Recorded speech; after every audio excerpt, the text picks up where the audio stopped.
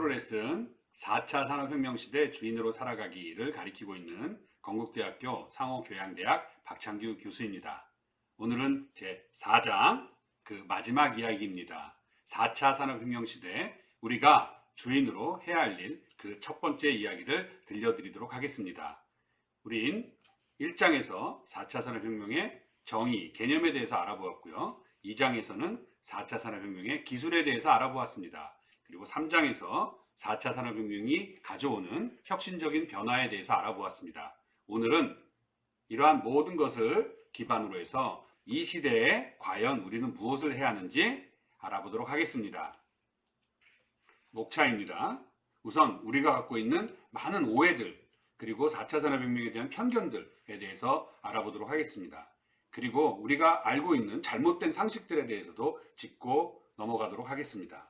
그리고 다음 시간에는 우리 대학교가 제공하고 있는 다양한 어떤 프로그램들 그리고 이러한 기회들에 대해서 알아보도록 하겠습니다. 그리고 마지막으로 우리의 도전에 대해서 설명하도록 하겠습니다. 자, 흔히들 이런 기사를 접해 보셨을 텐데요. 4차 산업혁명은 없다? 4차 산업혁명은 허구다? 만들어낸 말이다? 심지어는 거짓말이다? 실체는 없다? 환상, 우려, 뭐 이런 얘기를 하시는 분들도 있습니다. 사실 우리가 4차 산업혁명이나 실체를 다 겪어보고 정답을 알고 있는 사람은 아무도 없습니다. 왜냐하면 우리는 이 시대를 살고 있기 때문이죠. 우리가 16세기 대항해 시대로 돌아가 볼까요? 저 바다 넘어 신대륙이 있다. 그것을 증명할 사람이 누가 있습니까? 없어. 없을 거야. 말도 안 돼. 저희 가면 절벽밖에 없어. 그리고 우리는 출항을 하지 않을 겁니까? 자, 사실은 많은 것들은 이미 과거에 우리가 경험해 본 역사에 정답이 있는 것 같습니다. 혁신, 혁명이라는 것은 가보지 않은 것입니다. 완전히 새로운 것이기 때문이죠. 그런데 여기 어떤 부정적인 결론을 내놓고 없다. 그러니까 하지 말자. 글쎄요. 그것은 정답이 아닌 것 같습니다. 거짓말일 수도 있습니다. 실체가 없을 수도 있습니다. 그래도 우리는 도전을 해야 합니다. 왜냐하면 있을 수도 있기 때문이죠. 그리고 신대륙을 발견할 수도 있기 때문이죠. 그렇기 때문에 4차 산업혁명은 있을 수도 있고 없을 수도 있습니다. 그렇기 때문에 우리는 있을 수도 있다는 어떤 희망, 기대 이런 것을 가지고 도전하는 것입니다. 4차 산업혁명은 없다? 이것에 대한 대답은 아무도 내릴 수 없을 것입니다. Nobody knows. 또한 이렇게 말씀하시는 분도 있습니다. 인공지능, 로봇, 사람의 일자리를 빼앗을 거야. 일자리가 사라진다. Job killer. 인간은 필요 없다. 고용 절벽이 온다. 일자리가 위험하다. 로봇이 사람을 대체할 것이다. 여러 가지 이런 부정적인 말도 있습니다. 뭐 없어지는 일자리들도 있겠죠. 왜 없겠습니까? 여러분, 산업혁명, 사람이 하던 일을 기계가 대신하기 시작을 할 때 이미 200년 전에도 이런 얘기들이 있었습니다. 이때도 사람들은 부정적인 얘기를 했죠. 그리고 스트라이크를 했습니다. 그러나 지금 시대에 보십시오. 물론 산업혁명에 뭐 긍정적인 부분만 있는 것도 아닙니다. 환경이 파괴된다든가 쓰레기가 넘쳐난다든가 이런 부정적인 것들도 많이 있지만 어쨌거나 모든 것이 다 부정적인 건 아니죠. 과학기술이 발달하고 굉장히 어떤 인류의 문화들이 발달하고 긍정적인 부분들이 분명히 있습니다. 어떻게 일자리가 사라진다라고 단언할 수 있겠습니까? 새로 생기는 일자리도 있을 것이고 없어지는 일자리도 있을 것입니다. 인류는 현명하기 때문에 그거의 밸런스를 맞추겠죠. 왜? 우리는 어차피 이 지구상에 발을 딛고 살아야 되잖아요. 일자리가 정말 없어진다면 어떻게 하겠습니까? 그 로봇을 없애겠죠, 인류는. 인공지능을 없애든가. 무슨 방법을 찾겠죠. 일자리가 사라질지도 모르니까 인공지능을 하지 말자. 로봇을 하지 말자. 이렇게 결론 내리고 우리는 그냥 바라만 볼 겁니까? 남이 하는 것을. 자, 이런 부정적인 의견도 물론 다양성에서 좋지만 자, 이것을 결론으로 딱 내고 그러니까 하지 마. 이런 것은 굉장히 위험합니다. 일자리가 사라진다? 그래. 사라지는 일자리도 있겠네. 그럼 생기는 일자리는 뭐지? 여기 보시면 2020년 4차 산업혁명으로 사라질 일자리 510만 개. 그럼 생기는 일자리는 몇 개지? 어떤 분야의 일자리들이 창출이 될까? 내 일자리는 위험하다? 내 일자리는 그럼 어떻게 변화할까? 내 일자리가 어떻게 변하는지 대비하고 준비하고 더 나은 모습으로 내가 보람된 직장 생활을 할 수 있도록 준비하면 되잖아요. 이것을 너무 이렇게 부정적으로 볼 필요가 없습니다. 로봇이 나를 돕게 만들고 인공지능이 나를 돕게 만드는 방법이 뭘까? 우리는 이러한 연구를 하면 되는 겁니다. 따라서 일자리가 사라진다? 글쎄요. 이 역시 nobody knows. 아무도 모릅니다. 우리는 다만 예측할 뿐이고 준비할 뿐이죠. 일자리가 사라진다고 해서 아무 일도 안 하고 그저 그냥 인공지능 로봇을 밀어내기만 하면 또 그것이 정답일까요? 우리가 심각한 고민을 해봐야 됩니다. 사실 로봇이나 인공지능에 대한 좀 부풀린 과대 포장들이 있습니다. 특히 저는 인공지능을 지능한 입장에서 좀 과장된 부분이 있다는 것을 말씀드립니다. 인공지능과 로봇을 한번 실제로 한계를 한번 볼까요? 여러분, 이게 지금 구글의 인공지능 프로그램인데요. 지금 아래 보시면은 이 구글의 AI가 이 여자를 보고 고릴라라고 판정했습니다. 그랬더니 이 사람이 아마 내 친구는 고릴라가 아니야 라고 SNS에다 올린 거죠. 이것이 아주 센세이션을 일으켰고 구글은 이에 대한 사과를 했습니다. 우리가 볼 때는 당연히 사람이죠. 그러나 AI가 볼 때는 고릴라라고 할 수도 있거든요. 여러분, 이 사람이 이 뇌라든가 인식이라든가 여러 가지 판단은요, 수천 년의 역사를 거쳐서 학습되고 그것이 경험적으로나 직관적으로 이것이 또 축적된 것들이거든요. 그것의 산출이거든요.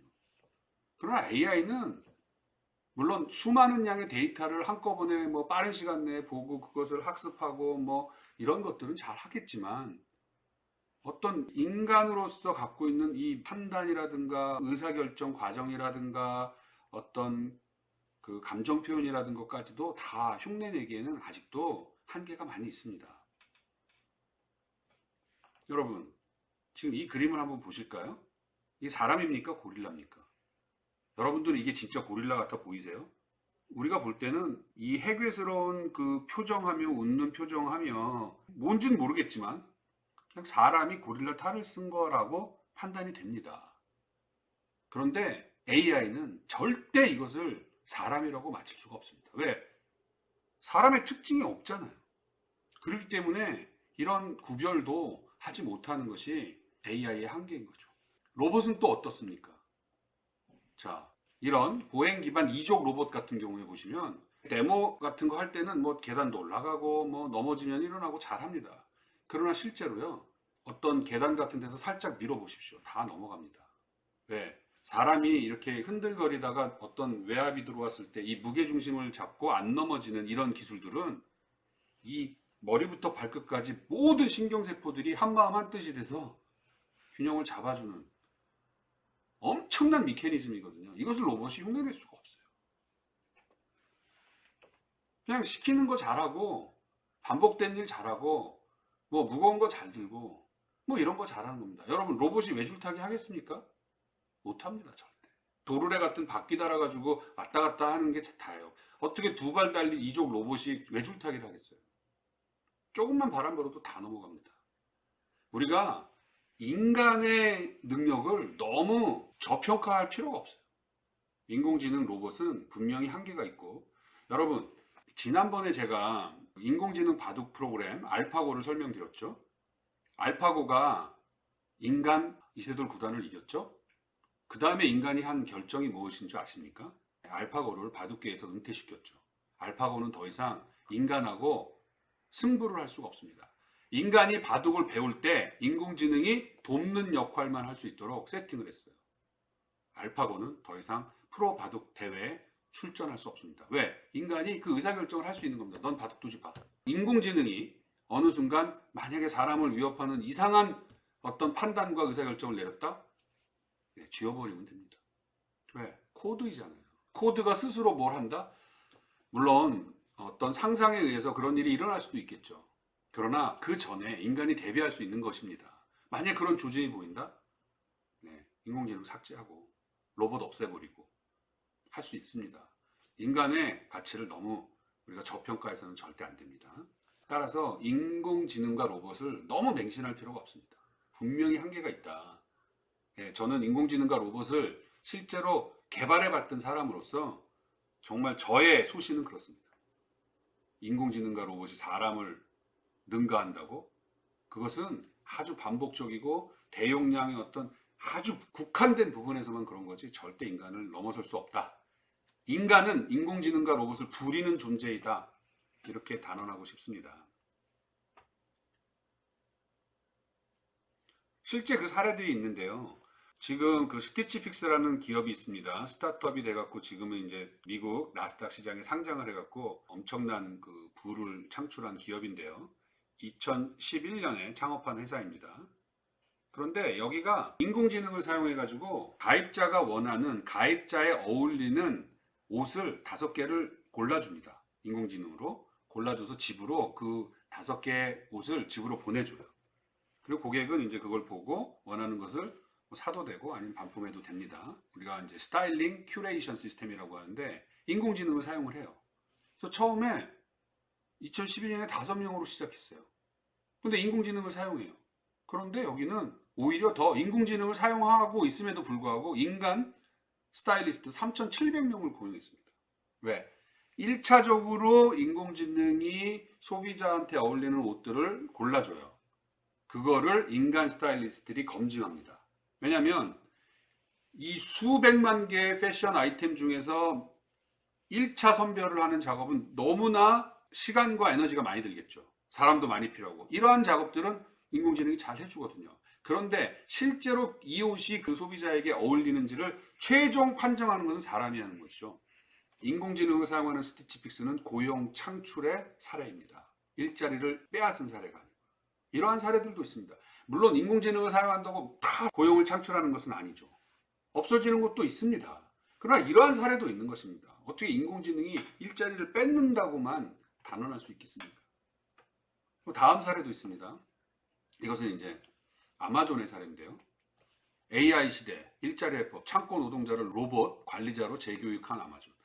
이것도 실제로 여러분 아마존에서 어떤 일이 있었냐면은 키바라는 로봇을, 이게 키바입니다. 키바라는 로봇을 도입을 했어요. 그러면 지스콧이라는 사람이 매일 10시간 동안 11kg짜리 상자들을 이리 옮기고 저리 옮기는 일을 했어요. 근데 이 키바 로봇이 이 일을 대신한단 말이에요. 그럼 이 사람 회사 나갑니까? 아니에요. 지스콧의 역할이 바뀌어요. 어떻게? 이 로봇들을 관리하고 점검하는 관리직으로 바뀌었어요. 그래서 단순 반복, 팀 노동을 필요로 했던 역할이 로봇을 감독하고 점검하는 관리직으로 바뀌었죠. 아마존의 부사장은 이렇게 얘기했습니다. 우린 직원들에게 새로운 역할을 부여했으며 로봇으로 인해 해고된 사람은 단 한 명도 없다. 이런 것도 있는 겁니다. 어떻게 로봇이 도입되면 사람들이 일자리를 잃는다는 것을 우리가 함부로 얘기할 수가 있겠습니까? 로봇은 사람을 돕습니다. 인공지능이 사람을 돕습니다. 이러한 사례도 많이 있습니다. 여러분, 일자리가 없어질 거야. 이런 불안함에 사로잡히지 마세요. 새로운 도전을 해야 합니다. 자, 여러분. 우리들이 잘못된 판단을 했던 그 아픈 기억들이 있습니다. 여러분 기억하십니까? 1장에서 제가 19세기 지도를 보여드린 적이 있죠. 그때 우리나라는 어떤 결정을 했죠? 네, 우리나라를 이렇게 꽁꽁 묶었습니다. 쇄국 정책을 썼죠. 왜? 외세는 우리를 침략하려고 왔다. 오랑캐다. 뭐 이런 식으로 해가지고 꽁꽁 묶었죠. 그 결과 그 판단이 옳았습니까? 자, 우리는 이제 이런 아픈 과거를 겪었잖아요. 그런데 지금 보세요. 저는 지금도 좀 비슷한 일이 벌어지고 있는 것 같아요. 우리나라 구글이요. 안 되는 나라 중에 하나입니다. 공항에 내리자마자 제일 먼저 키는 게 구글 맵이에요. 근데 우리나라 안 됩니다. 한 25% 정보밖에 없어요. 왜? 국방을 이유로 우리나라는 이 구글을 제한적으로만 허용하고 있거든요. 그리고 우버, 차량 공유 시스템인 우버, 이것도 뭐 택시나 버스 이런 그 여러 가지 이해관계 때문에 우리나라는 정상적인 외국에 다니는 우버 같은 차량 공유 시스템이 없습니다. 제가 에어비앤비 예를 많이 들었는데요. 우리나라는 에어비앤비도 있긴 있습니다만 굉장히 까다롭습니다. 제가 에어비앤비를 등록해가지고 뭘 올리려면 뭐 이웃집 주민들한테 동의서도 받아야 되고 뭐 굉장히 많은 허가를 받아야 돼요. 그리고 드론도 마찬가지입니다. 여러분, 제가 지난 시간에 이 네거티브 레귤레이션하고 포지티브 레귤레이션을 얘기해 놨잖아요. 똑같아요. 우리나라는 드론을 띄울 수 있는 하늘, 지정해놨어요. 포지티브 레귤레이션이죠. 여기서만 드론을 띄워 이렇게 해요. 그러니까 여기서 일로 드론이 옮겨갈 방법이 없어요. 여기서 띄울 수 있고 여기서 드론을 띄울 수 있고 여기서 드론을 띄울 수 있는데 여기 이 공간은 드론을 띄울 수가 없잖아요. 그러니까 이렇게 갈 수가 없어요. 그래서 드론을 한 군데에서 띄워가지고 다시 바닥으로 내린 다음에 차 타고 이동해서 여기서 다시 띄워야 되는 거예요. 세상에 이런 나라에서 무슨 드론이 발달하겠습니까? 외국은 어떻죠? 드론을 띄울 수 없는 곳을 지정해놨어요. 네거티브 레귤레이션. 그러니까 어떻게 돼요? 이런 공간을 마음대로 드론이 날아다니죠. 여기서만 피해 다니면 됩니다. 저는 이러한 것들을 보면 19세기 때 쇄국 정책이나 이러한 각종 4차 산업혁명들의 어떤 새로운 시스템 또 환경들이 우리나라에서 이렇게 금지되고 있는 것을 보면 좀 슬퍼요. 근데 이건 나라의 문제거든요. 근데 이제 여기에 내 인생을 또 대입해 볼 수도 있어요. 쇄국 정책처럼 저런 거 하면 안 돼. 위험해. 다 뺏길 거야. 망해. 그러니까 하지 마. 뭐 이러고 있지 않나? 뭐 이런 거. 그 다음에 야 너는 그냥 하라는 거 요것만 해. 왜 그런 거 다 하려고 그래. 그냥 요거 하라는 거 요것만 해. 포지티브 레귤레이션이 내 인생에 적용되고 있지 않나. 뭐 그렇게 우리는 하기에 주저함이 많고 하지 못하는 것이 많습니까? 딱 시키는 거 그것만 하고 그것만 잘하면 되나요? 이러한 것들을 보면 조금 슬퍼요. 이미 과거의 슬픈 이러한 경험 또 역사적인 어떤 그런 것들을 통해서 우리가 배울 수 있는데도 여전히 비슷하지 않나. 여러분 이게 우리나라에만 있는 것이 아닙니다. 영국의 사례를 한번 볼 텐데요. Red Flag Act라고 해서 적색 조례라는 그 영국의 법이 있었습니다. 이게 이제 마부에 의해서 19세기 말에 있었던 법인데요. 적색 조례. 이게 뭐냐면 영국이 세계 최초로 이제 증기 자동차를 상용화했거든요. 그런데 영국이 당시에 시민사회가 엄청 발달하고 또 법률 시스템 같은 것들이 굉장히 발달해 있었어요. 그러니까 이러한 자동차가 길거리를 다니면서 시민의 안전을 위협하는 거예요. 위협할 수 있다고 생각을 한 거예요. 그러니까 어떤 법을 만들었냐면 시민사회가 야, 이 자동차는 3km 이상 달리지 마. 속도를 제한해 버린 거예요. 그리고 마부들이 이제 스트라이크를 한단 말이에요. 내 일자리를 뺏지 마라. 우리는 그럼 뭘 하고 사냐. 또 뭐 마차들이 이 말이 놀란다. 뭐 어쩌고 저쩌고 해가지고 이 마부들이 이 증기자동차 앞에서 이렇게 빨간 깃발을 들고 이렇게 가면서 어이 자동차 간다 자동차 간다 이러는 거예요. 여러분 어떠세요? 지금 보니까. 당시에는 굉장히 선진화된 규칙이었고 선진화된 법이었어요. 역시 영국은 시민을 보호해 이 길거리에 다수의 어떤 이해 당사자들을 시민들을 보호하는구나 이렇게 생각을 했지만 결국 지나고 보니까 얼마나 코미디 같은 일입니까? 아니 자동차가 3km 이상 못 달리는 자동차가 무슨 의미가 있습니까? 그리고 사람보다 늦게 가는 자동차가 무슨 의미가 있습니까? 이런 웃기지만 슬픈 일화들이 사실 영국에도 있었어요. 근데 영국이 이거에 혹독한 대가를 어떻게 치렀죠? 예. 세계 최초로 자동차를 개발하면 뭐합니까? 영국의 자동차 산업은요, 독일과 미국으로 다 넘어갔어요. 독일에서는 메르세데스 벤츠, 뭐 BMW, 막 이런 것들이 막 나와가지고 자동차 산업이 막 발달하고. 그 다음에 포드라든가 GM 뭐 이런 것이 나오면서 미국의 자동차 산업이 얼마나 정말 발달했습니까? 세계로 호령했죠. 정말 세계 최고의 나라가 되지 않았습니까? 그런 이 레드 프래그 액트, 이 적색 조례, 이 잘못된 법 하나 때문에 자동차 산업은 실패했죠.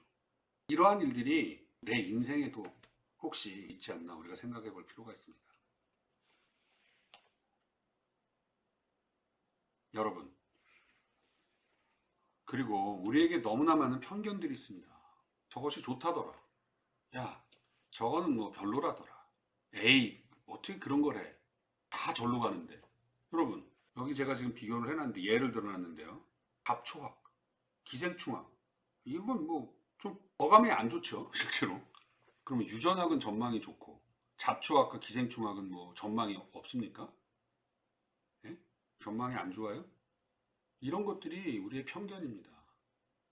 아니 잡초학을 연구를 잘하는 사람도 있고 잡초학을 평생 연구해가지고 세계적인 석학이 된 사람도 있고 잡초학 관련 서적도 엄청나게 많고 기생충학도 뭐 반드시 필요한 학문이고 이 세상에 기생충이라는 게 있잖아요. 기생충학은 기생충 뭐 기르고 먹이 주고 뭐 이런 학문입니까? 아니에요. 잡초학은 뭐 잡초 기르는 뭐 별 볼 일 없는 학문인 줄 아세요, 여러분? 안 그래요. 요즘엔 잡초학, 기생충학, 저건 식물생명, 동물생명 해가지고 다 유전공학하고도 관련이 있고 저기서도 온갖 다른 그뭐 IT 기술도 사용되고 어떤 첨단 그 바이오 테크놀로지도 다 적용이 됩니다. 저기에도 첨단이 있고 저기에도 비즈니스가 있고 저기에도 다양한 어떤 산업도 존재하고 그런데 우리의 그 편견 속에는 유전공학은 좋은 거야. 하필이면 왜 잡초학을 해? 하필이면 왜 기생충학을 해? 이런 편견에 사로잡혀 있는 거야. 뭐 의대를 간다. 그럼 뭐 어느 과는 전망이 좋고 어떤 과는 전망이 없고 세상에 그런 게 어디 있습니까? 전망이란 건 depends on me. 내가 전망이 있으면 전망이 있는 거예요. 그 과가 전망이 있다고 다 전망이 있는 게 아니에요. 어떤 학문이 전망이 있다고 그걸 전공한 사람이 다 전망이 좋습니까? 그렇지 않아요. 어떤 한 과를 나오면 다 잘 풀리니까 안 그래요. 내가 열심히 하고 내가 어떤 비전과 희망을 가지고 열심히 하면 내가 전망이 있는 거예요. 잡초학을 하면 어떻고 기생충학을 하면 어떻습니까? 무슨 학문에 귀천이 있습니까? 다 소중하고 다 필요한 것이에요. 인류를 위해서. 그래서 이 유전공학, 유전학만 중요한 것이 아니라 다 이렇게 중요하고 소중한 것입니다. 절대 이런 편견들 갖지 마세요. 여러분, 제가 또 하나 예를 들어 볼게요. 저는 이제 그 섬유공학과를 나왔거든요. 저도 사실 갈 때 해필이면 섬유공학과야 뭐 이런 느낌도 있었어요. 고등학교 때 시험 성적이 제가 원하는 성적이 안 나와서 저도 뭐 원하는 과를 간 건 아니에요. 그 갈 때는 왜 섬유지?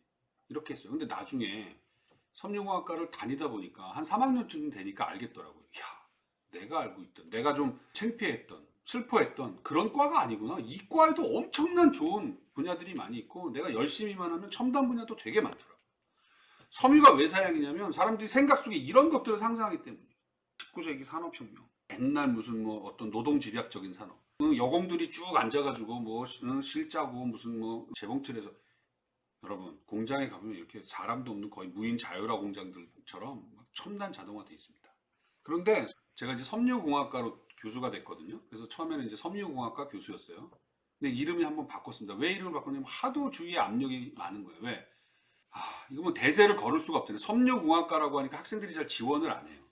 이게 옛날 학문인 줄 알고. 사실 안 그런데도. 그렇다고 해서 뭐 고등학생들 저희가 고등학교 찾아다니면서 그걸 다 설명할 수도 없고. 그래서 이제 학교 차원에서 이름을 바꾸자 이런 것이 논의가 돼서 이름을 바꿨습니다. 뭐 전국에 있는 섬유공학과가 대부분 그런데요. 유기 나노 시스템 공학과, 오르가닉 앤 나노 시스템 엔지니어링으로 바꿨어요. 그랬더니 공대 랭킹이 순위가 쫙 올라가더라고요. 교수도 그대로고 가리키는 과목도 거의 그대로였거든요. 이름만 바꾼 거예요. 유기나노 시스템 공학과로. 이게 무슨 코미디 같은 일입니까? 본질은 달라진 건 거의 없는데 이름을 바꾸니까 사람들의 인식이 바뀐 거예요. 그러니까 이게 뭐냐면 우리의 편견이 얼마나 잘못되어 있고 얼마나 치우쳐 있는지를 알 수 있는 겁니다. 섬유는 사양이야. 사양인 부분이 있습니다. 노동 집약적인 섬유는 다 외국으로 갔어요. 사양 산업입니다. 그것은 이제 개발도상국에서 많이 해요. 한국의 섬유 산업은 첨단 고부가 가치화로 바뀌고 있어요. 여러분, 섬유의 선진국이 방글라데시입니까? 인도입니까? 중국입니까? 아니에요. 섬유의 선진국은 미국, 일본, 뭐 영국, 독일, 프랑스, 이태리 이런 나라들이 선진국이에요. 그런데 어떻게 섬유가 사양이 될 수가 있어요? 저는 사실 유기나노 시스템 공학과로 이름을 바꾼, 그래도 저도 뭐 찬성을 했지만 굉장히 슬펐어요. 약간의 페이크 같기도 하고. 여러분, 이런 편견에서 우리가 벗어나야 합니다. 사양인 게 어디 있습니까? 그 안에서 열심히 하면 나의 전망은 좋은 거죠. 여러분, 변기. 변기를 전공하는 사람이 창피해야 합니까? 변기를 전공하면 내가 들어온 사람이 되는 겁니까? 하고 많은 것 중에서 해필 변기를 전공한다고 손가락질을 받을까요? 여러분, 변기가 뭐 어때서요? 여러분, 변기를 만드는 세계 최고의 기업인 토토가 있습니다. 일본 기업인데요. 거의 100년의 역사를 가지고 있고 매출액이 거의 6조 원 정도 되고요. 종업원이 3만 명이 넘습니다. 그리고 지금 변기를 보십시오. 여기에 센서 들어가고 소위 말해서 사물 인터넷, IoT, 인공지능 다 들어가 있습니다. 첨단 유체공학이 연구되고요. 첨단 세라믹 공학이 연구되는 정말 첨단 산업이거든요. 이 토토의 창업자 변기 전공하고 변기로 사업한다고 창피합니까? 얼굴 가리고 다녀요? 아닙니다. 그 자손들은 대대손손 아마 조상들이 이룬 사업 때문에 잘 먹고 잘 살겠죠.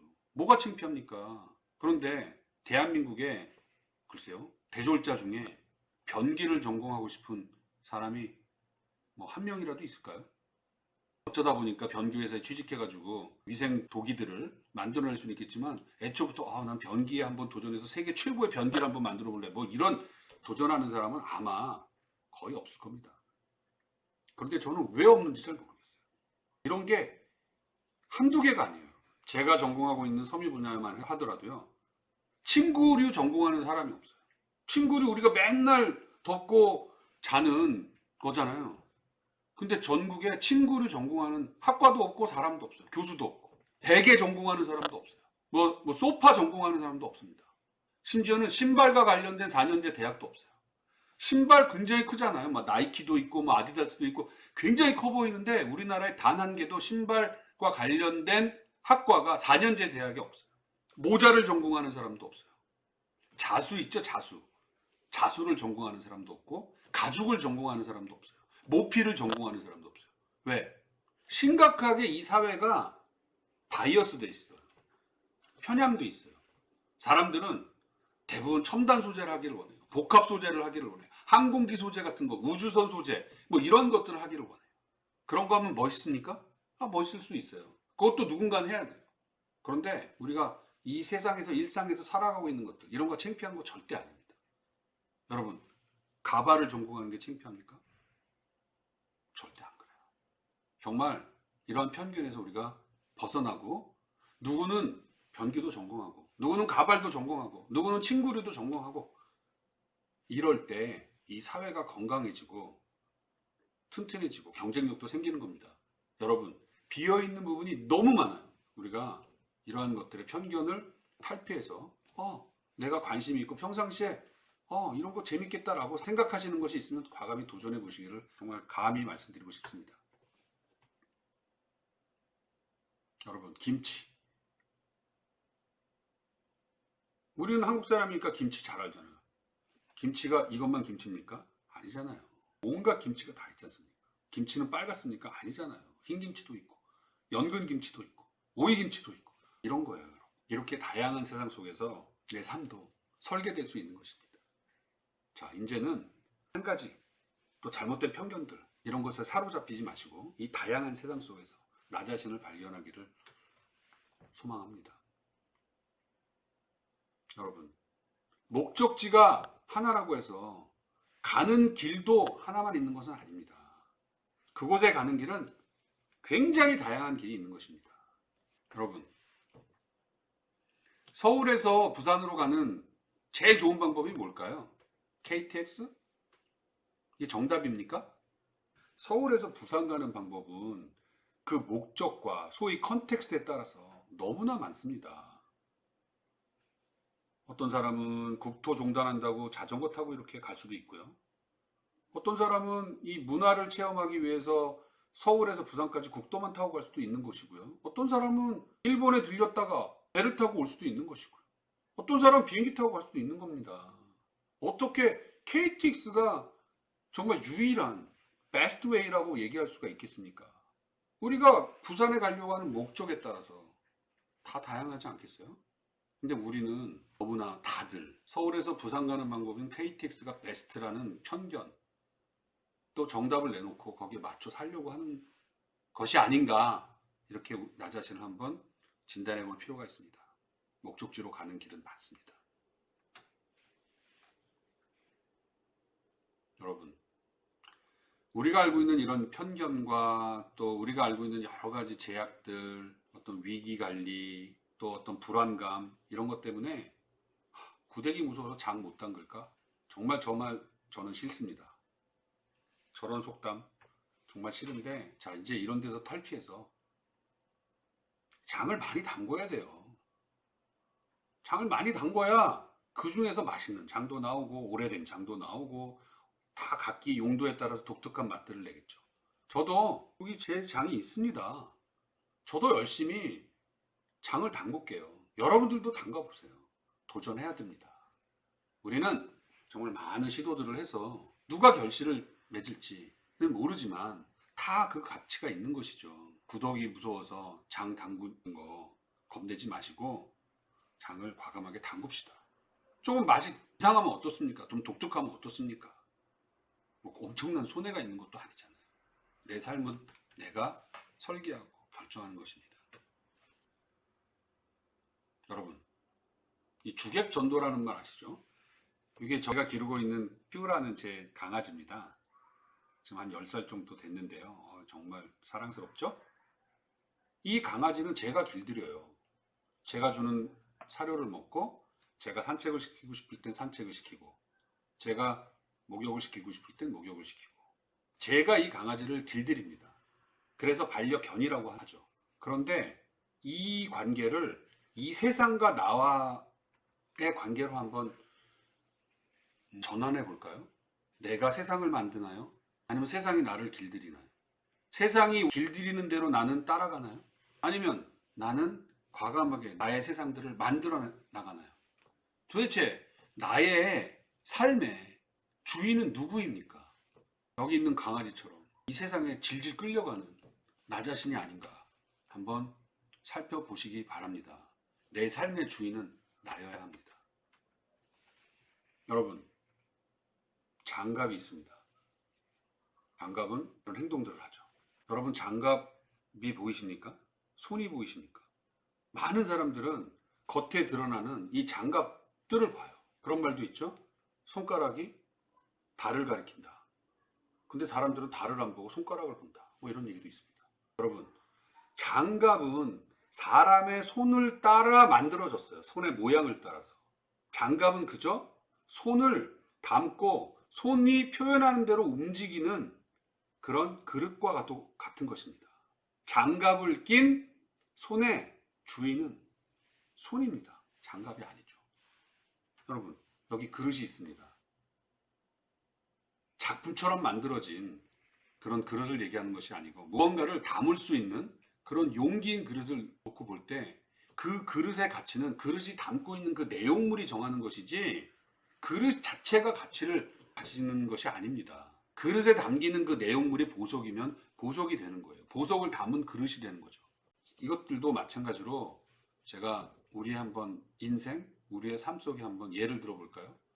여기 대학교 순위가 있습니다. 여기 건대도 있습니다. 제가 이런 질문을 한번 드리고 싶어요. 이 순위? 내 인생에 어떤 의미가 있는지 한번 여러분들 새겨보시기 바랍니다. 대학의 순위가 매겨지면 내 삶의 순위도 매겨지나요? 대학이 내 순위를 정합니까? 전 아니라고 생각합니다. 내가 대학의 순위를 정하죠. 내가 열심히 해서 내가 보석처럼 빛나면 나를 담고 있는 우리 대학의 순위가 올라가는 겁니다. 그래서 내가 주인이라고 말씀드리고 싶은 거예요. 나를 담고 있는 이 세상, 이 사회, 이 대학이 가치가 있는 것이 아니라 내가 가치가 있어야 그러한 것들이 가치가 있게 되는 것이죠. 내가 주인이기 때문에. 저는 정말 이러한 생각들을 우리가 특히 젊은이들은 해야 된다고 생각을 합니다. 여러분, 내 인생을 비교하기 시작합니다. 창틀에 걸터 앉아서 남들을 봅니다. 저 사람은 행복하네. 나는 왜 이럴까? 저 사람하고 비교합니다. 좋은 옷을 입고 있네. 나는 왜 이런 옷을 입고 있을까? 또 한면으로는 거울 속에 내 자신을 봅니다. 저는 이 남들과 비교하는 것, 특히 이 부정적인 것들, 이것이 만약에 긍정적으로 나의 에너지를 만들어내고 하는 것은 물론 좋은 방면도 있습니다만 창밖에 이 남들과 비교를 함으로써 좌절하고 힘들어하고 하는 이러한 부정적인 것들은 정말 안 좋은 것 같아요. 그냥 나 자신을 보고 나 자신 안에서 만족과 어떤 반성과 또 행복 같은 것들을 찾아내는 것이 훨씬 더 현명한 것 같아요. 자꾸 다른 사람들하고 비교하기 시작하면 끝이 없습니다. 왜? 내가 이 세상에 가장 최고가 되지 않는 한 항상 나보다 나은 사람들이 있거든요. 정말 그건 끝이 안 나는 비교. 나를 불행하게 하는 비교들.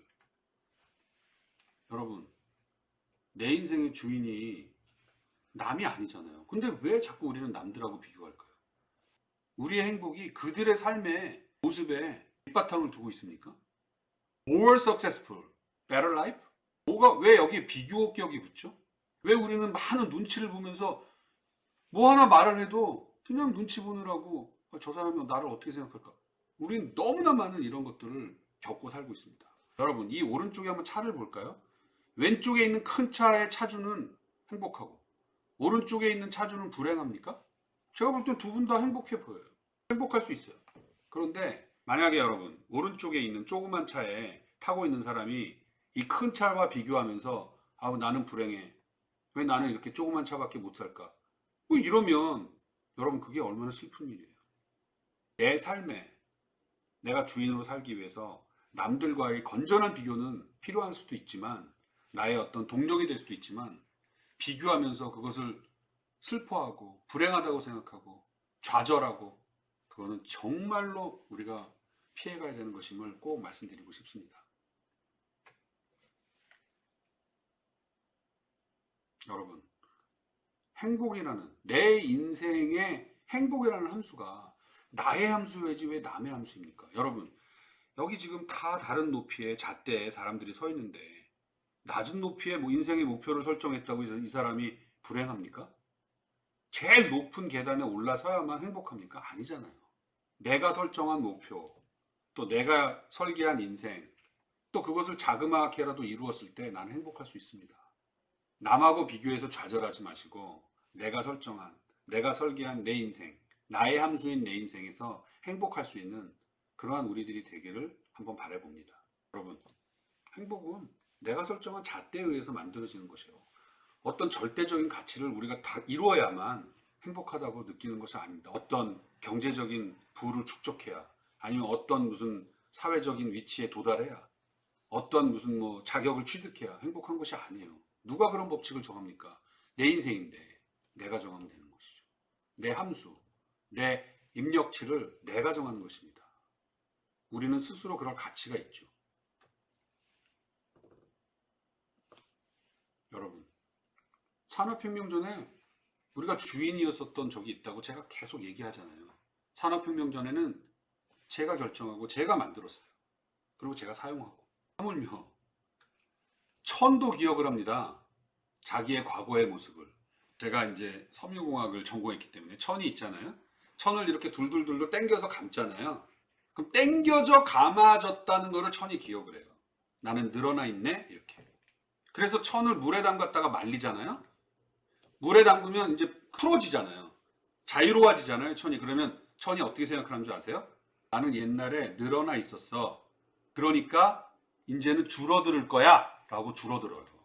그래서 천의 수축이 일어납니다. 여러분, 빨래하고 나서 말리고 나면 조금씩 줄어들거든요.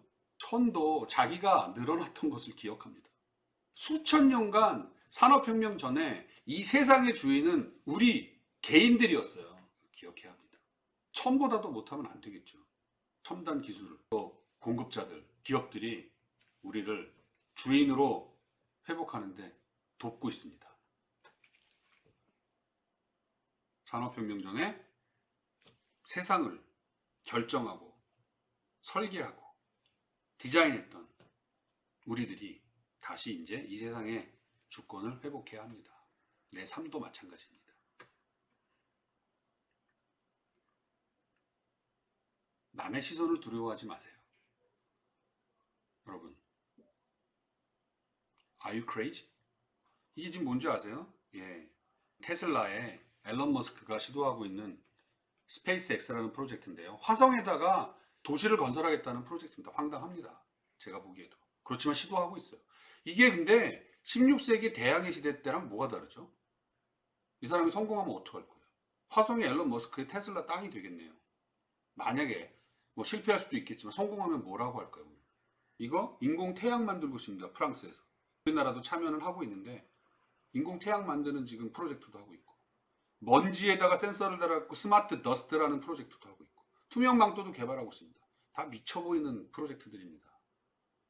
이것이 완성되기 전까지는 불가능해 보이죠. 이거 진짜 미친 겁니까? 그래서 우리는 해서는 안 되는 것들입니까? 스티브 잡스가 이런 얘기를 했습니다. 스마트 피플이 덤 피플에는 미쳐 보일 수 있다. 누가 스마트고 누가 덤입니까 도대체? 일부러 미칠 필요는 없겠지만 우리가 미쳐 보이는 일일지라도 겁내서는 안 된다는 것 같아요. 우리가 과거에 이런 도전 정신이 없었기 때문에 우리는 지금 아직 국가적으로는 글로벌 리더십을 갖고 있지 못하죠. 그런데 저는 이것을 내 삶에다 적용을 해보니까 내 삶에 두 가지 모습이 있는 거예요. 하나는 야 해보자, 혁신이 필요해, 뭐 이런 스마트한 면이 있고요. 또 한 면은 스티브 잡스에 따르면 야 그거 하지 마, 너 미쳤어? 왜 그래? 너 이대로 지금 이대로가 좋아. 왜 그래? 너 망하려고 그래? 뭐 이런 덤한 면이 내 안에 있는 거예요. 이 두 가지가 막 싸우고 있어요. 여러분, 불가능해 보이면 어떻습니까? 그것이 나에게 희망을 줄 수 있고 가능성이 있다면 도전해 보는 것 어떻습니까? 모든 사람이 이것을 다 하리라고 저는 기대하진 않아요. 그러나 제 오늘 이 강의를 듣고 누군가가 한 명이라도 이러한 도전을 할 수 있다면 정말 보람을 느낄 것 같아요. 저 역시 이렇게 말로만 하지 않아요. 저 역시 작은 실천들을 하나하나 옮기고 있거든요. 여러분, 여러분들도 여러분들 인생에서 이런 불가능해 보이는 내가 어떻게 저런 것을 한번 도전해 보시기 바랍니다. 여러분, 콜럼버스도요 한 번에 된 것이 아니에요. 여기 지금 콜럼버스와 이사벨 여왕이 나와 있는데요. 콜럼버스가 이탈리아도 갔다가 프랑스도 갔다가 뭐 전 세계를 돌아다니는데 아무도 그 항해를 지원하지 않았어요. 근데 마지막에 들린 그 스페인의 이사벨 여왕이 지원을 해주었거든요. 근데 주위의 신하들이 다 반대를 했어요. 그러니까 이사벨 여왕이 그때 어떻게 했냐면 좋아, 나는 국고는 축내지 않을 거야. 내 결혼 폐물을 팔아서 콜럼버스를 지원할 거야 하고 지원을 하거든요. 콜럼버스가 한 번 항해 나갔다 와가지고 막 금을 발견하고 신대륙을 발견한 거 아니에요. 4번에 걸친 출정을 했는데 캐오라는 금은 못 캐오고 신대륙을 발견했죠. 그렇다고 이사벨 여왕이 콜럼버스 죽인 것도 아닙니다. 심한 벌을 내린 것도 아니에요. 오늘날에도 이러한 일들은 반복되고 있습니다. 여러분, 이 왼쪽에 있는 그림이 구글에서 이사회의 모습이거든요.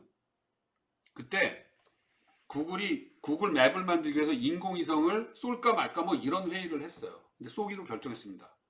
뭐 어떻게 돈을 벌고 이런 거 구체적인 거 없어요. 자, 우리가 이 세상을 디지털로 만들기 위해서 과감하게 인공위성을 쏘는데 찬성! 성공할지 실패할지 누가 합니까? 미지의 신대륙을 발견하는 것과 똑같은 일이죠. Try, fail, try again, fail, try again, fail.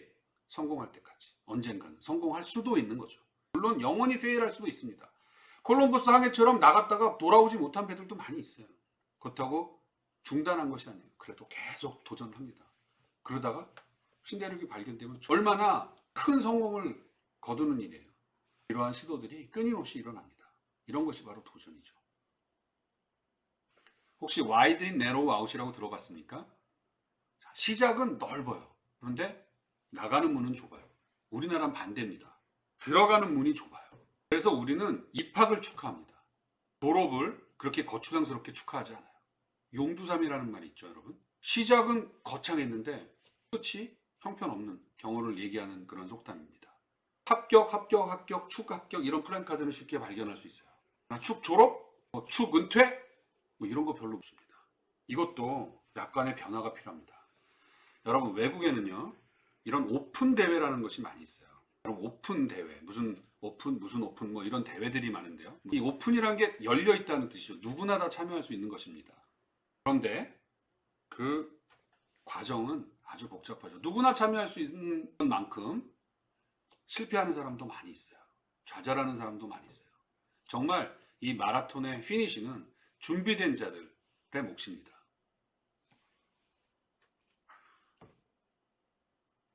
그러나 참가 자격 자체를 그렇게 제한하지 않아요.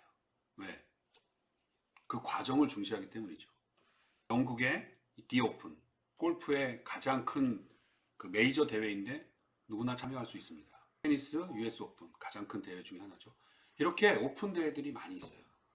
우리가 입학만을 관심할 게 아니라, 시작만을 관심할 게 아니라 이제는 그 과정과 그 결과를 중시할 필요가 있습니다. 실제로 이 과정과 마무리가 중요하다는 말을 미국 수영 영웅이었던 이 마이클 펠프스도 얘기를 했습니다. 이 사람이 약간 출발이 늦어요. 스타트가 좀 늦는데 기자들이 질문했어요. 그랬더니 어떻게 시작하느냐가 중요한 것이 아니라 어떻게 끝내는가에 달려 있습니다. 이런 얘기를 했거든요. 근데 이 사람이요, 실제로 거둔 성과들이 올림픽 금메달을 23개를 땄습니다. 혼자. 그리고 13개 메달들을 또 땄어요. 어떤 자격을 취득해야 우리는 시작할 수 있는 기회를 주거든요. 여기서 조금 탈피해서 시작만을 중요시하는 것이 아니라 과정과 마무리를 중요시하는 우리들, 여러분들이 되기를 소망합니다. 여러분들께 꼭 당부하고 싶은 말이 있습니다. 여러분, 제가 학교에 있다 보니까 학생들하고 면담이 참 많아요. 교수님, 이런 거에 관심이 생겼어요. 이런 거 한번 해보고 싶습니다. 굉장히 재밌을 것 같은데 이런 거 어떨까요? 뭐 이런 얘기들을 많이 해요. 그럼 제가 뭐라고 대답하죠? 좋아. 네가 원하는 것들은 굉장히 가치 있는 것 같아. 저는 일단 그 다양성을 존중합니다. 그런데 제가 꼭 당부하는 말이 있어요. 그런데 일단 그걸 한번 해보자. 그리고 그것의 끝을 한번 가보자. 왜 제가 이런 당부를 하시는 줄 압니까? 수많은 학생들을 제가 상담을 하잖아요. 대부분 사람들이 그렇게 왔다가 이거 어때요? 저거 어때요? 막 해요. 다음에 또 올 때는 해보니까 에이 뭐 재미없는 것 같아요. 힘들어요. 그러다가 말아버려요. 그리고 또 와가지고 이건 어때요? 교수님? 이건 어때요? 계속 물어보기만 하는 거예요. 저는 정말 단언컨대 작은 산이라도 하나로 올라가 보라라고 얘기하고 싶어요. 밑에서만 이거 괜찮을까? 저거 괜찮을까? 여러분, 산을 올라가다 말고 내려오고 올라가다 말고 어떤 산이 쭉 있어요. 내 인생에 보이는 산들이 여기 있잖아요. 산봉우리들이 많이 있습니다. 우리는 이 산 속 어딘가에 있는 사람들이에요. 그런데 올라가다 말고 내려오고 이건 아닌가 봐. 이 산은 아닌가 봐. 올라가다가 또 내려오고 어느 시점에서는 힘들기도 하고 어느 시점에서는 이 산이 아닌가 봐. 또 불안하기도 하고 그 중간에 내려와 봐요. 산 주변만 계속 돌면 평생을 그렇게 할 수밖에 없어요.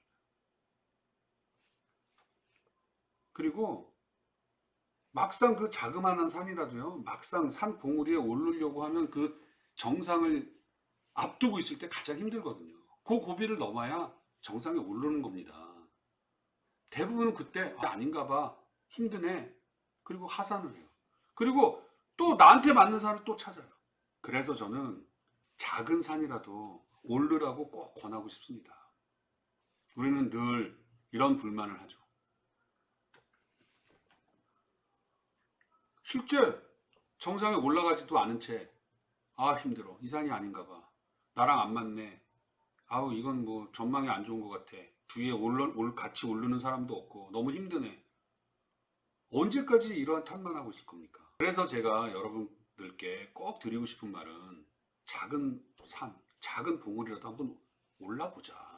꼭 이렇게 드리고 싶습니다. 작은 산이라도 오르면 어떤 결과가 나오는지 아세요? 작은 산 봉우리라도 오르잖아요. 그러면 내가 어디 있는지 보입니다. 정말 이게 작은 산이구나. 저기 또 다른 산이 있네? 저기도 산이 있네? 저기 산이 있네? 저 산은 뭐지? 지형이 다 보여요. 저도 실제로 이런 경험이 있습니다. 제가 중간에 작은 산을 오르지 않고 내려왔다면 저는 이 봉우리들을 다 보지 못했을 거예요. 근데 저도 대학교 다닐 때, 대학교 3학년 때 정말 열심히 했는데 굉장히 힘들더라고요. 제가 주위에 도움받을 사람들도 별로 없었어요. 왜냐하면 저는 공대를 다니고 있는데 패션 디자이너가 되고 싶었거든요. 패션 디자이너로 정말 열심히 했어요. 근데 별로 뭐 성과도 없고 내가 잘하는지도 모르겠고 막 좌절하고 싶고 힘들더라고요. 그럴 때 저한테 이런 조언을 해주시는 분들이 계셨어요. 조금만 올라가면 정상이 보일 거래요. 작은 산이지만. 그래서 올라갔죠. 그래서 패션쇼도 하고 작품 발표도 했습니다. 그리고 제 옷을 만들어 입었어요.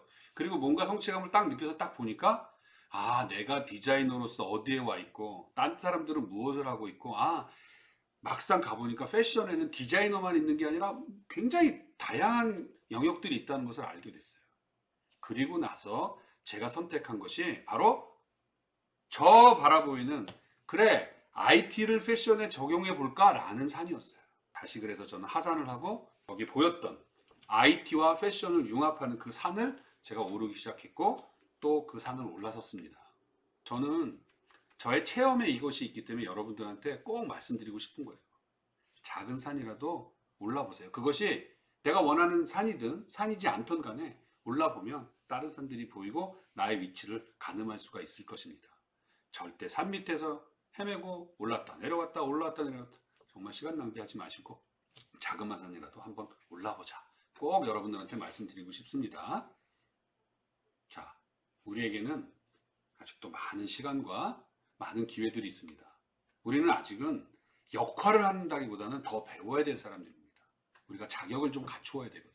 아직은 우리에게 배움의 시간들이라는 것이 있어요. 경험의 시간들이라는 것이 있어요.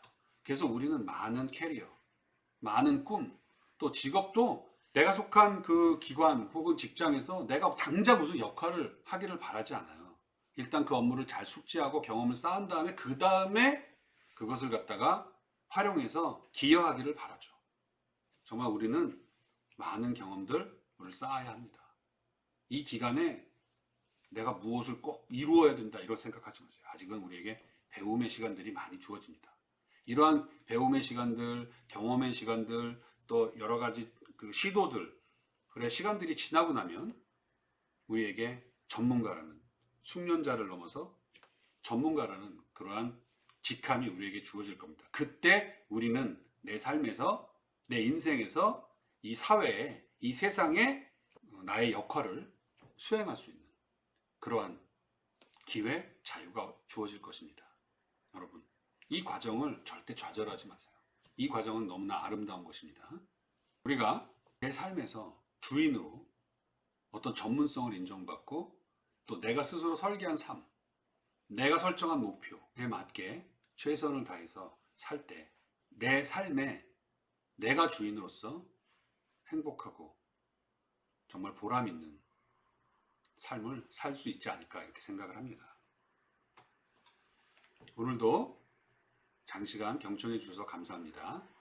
오늘은 4차 산업혁명 시대에 우리가 갖고 있는 많은 오해와 편견들에 대해서 알아보았고 우리가 당연히 받아들였던 그러한 잘못된 상식들에 대해서도 알아보았습니다.